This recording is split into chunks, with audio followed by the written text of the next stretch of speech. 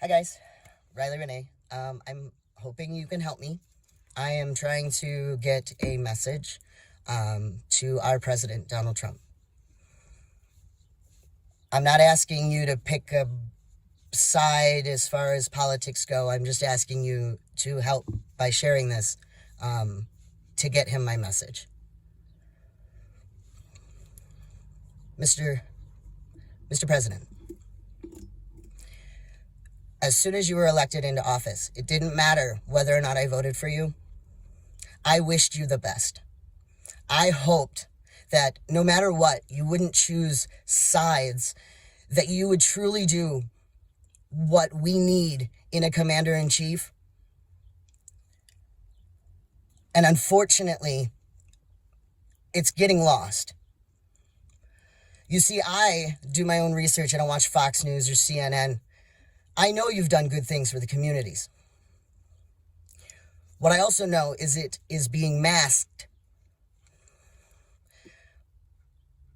by what appears in your tweets to condone discrimination. Today, Mr. Trump, I went to the McDonald's that I gone to pretty much my entire life, only to pick up a soda and get on the road.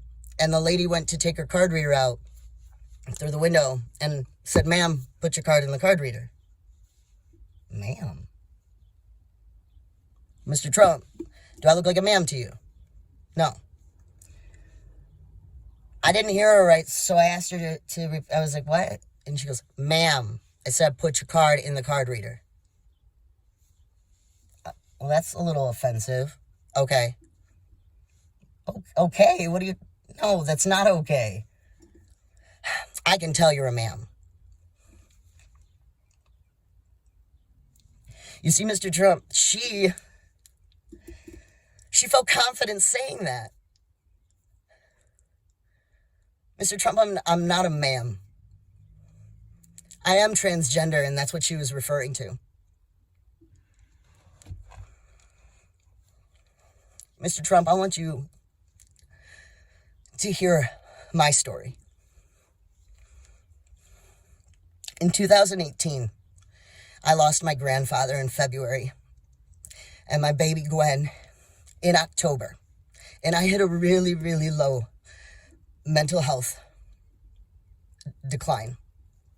In January of that year, I made what was a hard decision for me to give up my Floyd card, knowing it was going to go away, by admitting myself into the hospital to get help.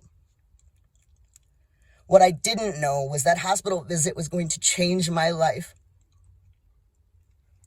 You see, I met a woman in the hospital. Her name was Renee, and I do have permission to tell her story.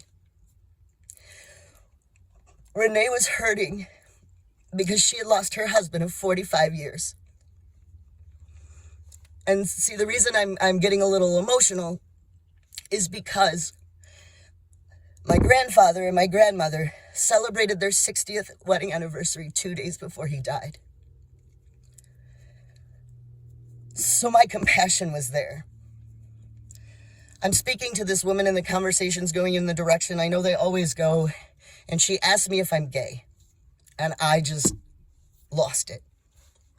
I didn't lose it because I was afraid of hiding, because at the time there wasn't as much fear as I'm sure people have now. I was afraid because I hadn't had that conversation with my grandmother. And the biggest reason that I hadn't started the transition was because my relationship with my grandparents was not something that I was willing to lose. So I was dealing with the shell that I was born in, not feeling quite right. I wrote this woman a letter as soon as I got back to my room, telling her that if for the only reason she is still here was to help me start that conversation with my grandmother, then she needs to know that she made the right choice and that she's here for a purpose.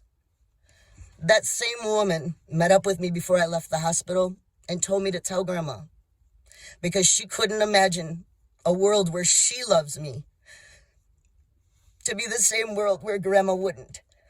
So I went home, Mr. Trump, to my grandmother, and I told her my story, just as I told you. And I told her that I didn't feel like I was born in the right body. Not that God makes mistakes. I feel God made this choice, and this is who I am. And he loves me no matter what. My grandmother responded with, she doesn't love me any less than she did the day before.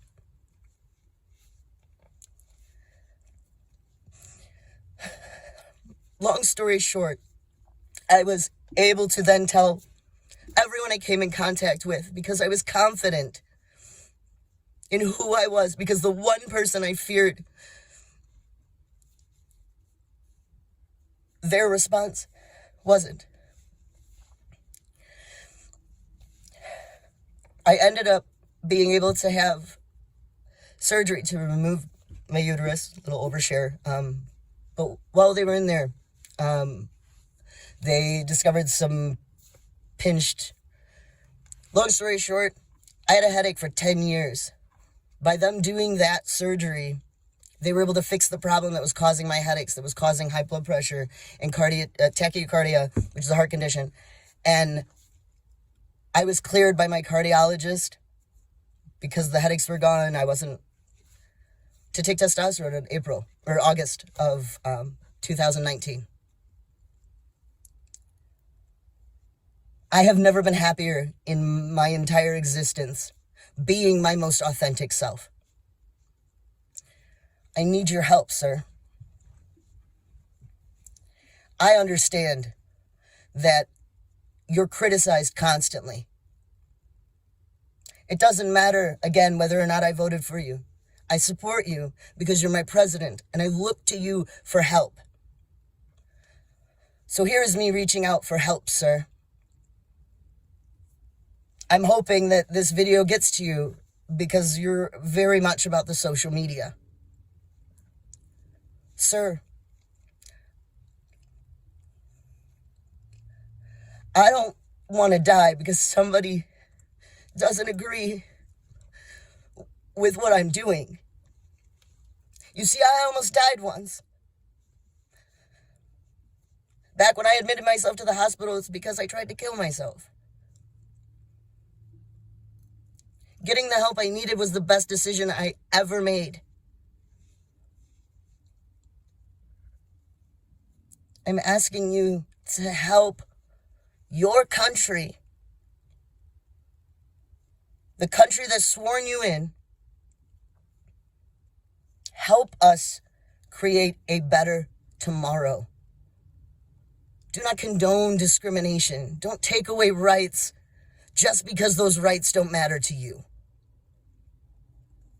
Because they matter to us.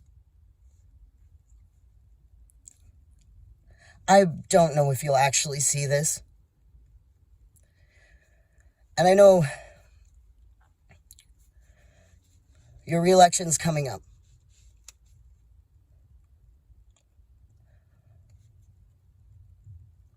Please, please, make the changes and be the president that this country, who is completely divided,